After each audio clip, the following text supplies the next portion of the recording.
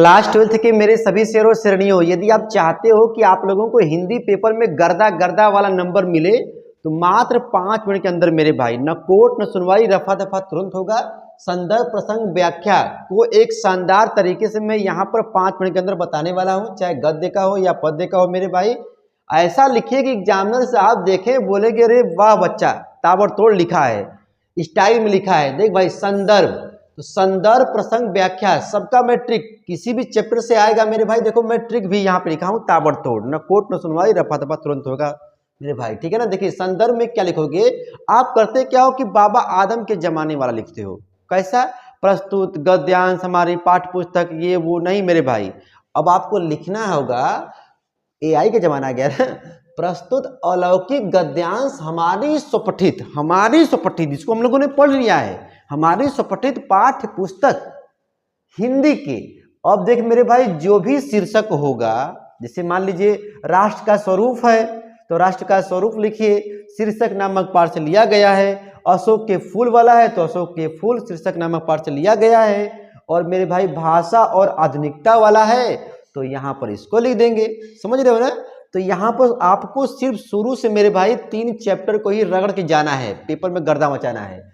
नामक पाठ से यहाँ पर लिया गया है, जिसके लेखक, अब देखो गद्य में मेरे भाई क्या होता है कि यहाँ पर लेखक को लिखना पड़ता है, ठीक है ना। तो जिसके लेखक, डायरेक्ट मेरे भाई यहाँ पे नाम मत लिखना। यदि यहाँ पर राष्ट्र के स्वरूप वाला आया होगा, संदर्भ प्रसंग व्याख्या वाला, तो यहाँ पे लिखिएगा लेखक का नाम। देखिए वासुदेव सरल अग्रवाल जी हैं, लेकिन यहाँ पे लिखिएगा व्यक्तित्व के बहुमुखी, भाषा के पंडित वासुदेव सरल अग्रवाल जी द्वारा लिखा गया है। इसका लास्ट में मारना स्क्रीनशॉट। अभी इसके बाद पद्य वाला भी है, मैं बता रहा हूँ। 5 मिनट का टाइम मुझे दो, ठीक है ना। अरे यार बहुत टाइम देते हो, इनको देते हो, इनको हाँ, तो थोड़ा मुझे भी दो। अशोक के फूल वाला यदि होगा मेरे भाई, तो यहाँ पर लेखक का नाम क्या लिखोगे? पद्म भूषण से सम्मानित, पद्म भूषण से सम्मानित मेरे भाई, ठीक है ना, हजारी प्रसाद द्विवेदी जी द्वारा लिखा गया है, ठीक है ना मेरे भाई। और यहाँ पर यदि भाषा और आधुनिकता वाला चैप्टर से आया रहेगा संदर्भ प्रसंग, तो उत्कृष्ट निबंधकार, श्रेष्ठ समालोचक प्रोफेसर जी सुंदर रेड्डी जी के द्वारा लिखा गया है। तो मेरे भाई पहले इसका मार लीजिए स्क्रीनशॉट, ठीक है ना। उसके बाद मैं चलता हूँ पद्य वाले पर, ठीक है ना।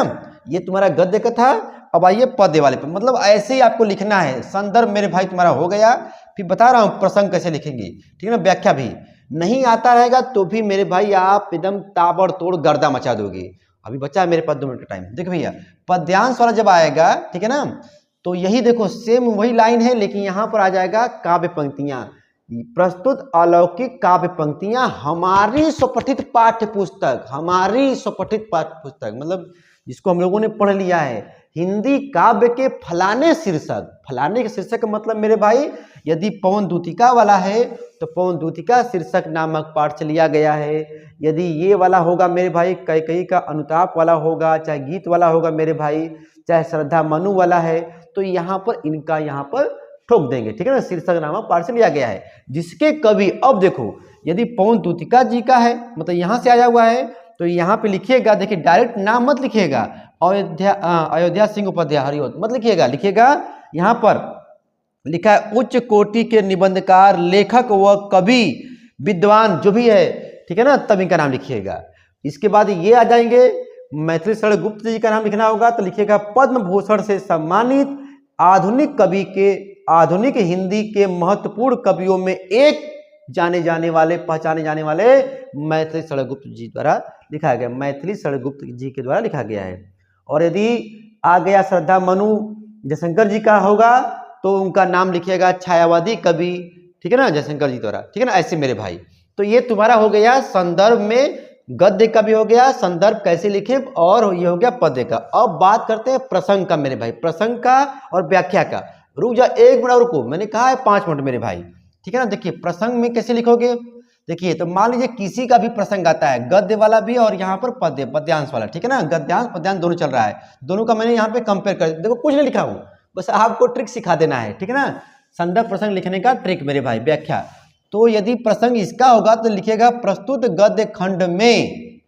अब पूरा पैराग्राफ पढ़िएगा, कुछ तो भाई आपको भाव समझ में आएगा। लिखिएगा यह बात कही गई है या इस बात पर जोर दिया गया है, ठोक देना है मेरे भाई, ठीक है ना, 1-2 लाइन में, ठीक है ना। और यहाँ पर यदि पद्य वाला होगा तो प्रस्तुत पंक्तियों में भाव के अनुसार मेरे भाई जो भी होगा तो कहना कहा गया है, ठीक है ना। 1 मिनट और देख भाई, 20 सेकेंड और रुक जाओ। देखो व्याख्या, लेखक कहता है कि यदि लेखक का नाम पता है कि फलाने लेखक हैं तो उनका नाम लेके बोल देना, टाइटल से बोल देना, ठीक है ना। नहीं मेरे भाई तो कहना लेखक जी कहते हैं, लेखक कहता है कि क्या कहता है, पूरा मेरे भाई बातों को लिखो, ऊपर नीचे करके लिखो भाव के अनुसार। और यहाँ पर यदि कवि वाला होगा, कवि कहता है कि या भाव के अनुसार जो भी होगा, जैसे मान लीजिए ये पौन दूतिका में है, ठीक है ना, तो श्री कृष्ण के प्रेम में विरह, श्री कृष्ण के प्रेम में विरह व्याकुल राधा जी कहती हैं कि क्या कहती हैं, अब अपने अनुसार मेरे भाई यहाँ पर लिखिएगा, ठीक है ना। तो प्रश्न के अनुसार मेरे भाई आंसर लिखिएगा 2, ठीक है ना। कहने का मतलब कुछ बातों को बढ़ा चढ़ा के लिखिएगा, ठीक है ना। आप लोग मेरे भाई समझदार हैं। तो देखिए अब अगला देखो टॉपिक क्या आएगा, ये आएगा मेरे भाई, ठीक है ना। तो ये बनेगा बाद में। तो इस वीडियो में मैं आपको बताने वाला था मेरे भाई संदर्भ प्रसंग व्याख्या। और मैं बता दूं इस चैनल पर भी आप लोगों को ढेर सारा गरम मसाला मिलता रहता है, नए होंगे तो घंटा घंटी सब मेरे भाई दबा देना, ठीक है। पढ़ते रहो मेरे शेरों शरणियों, इसका मारना स्क्रीनशॉट तो मार लो और ताबड़तोड़ मेरे भाई, फिर मिलेंगे और पढ़ते रहो, ठीक है ना। गर्दा गर्दा मचाना है एग्जाम 2025 में मेरे भाई, ठीक है ना। पढ़ते रहो, बाय बाय।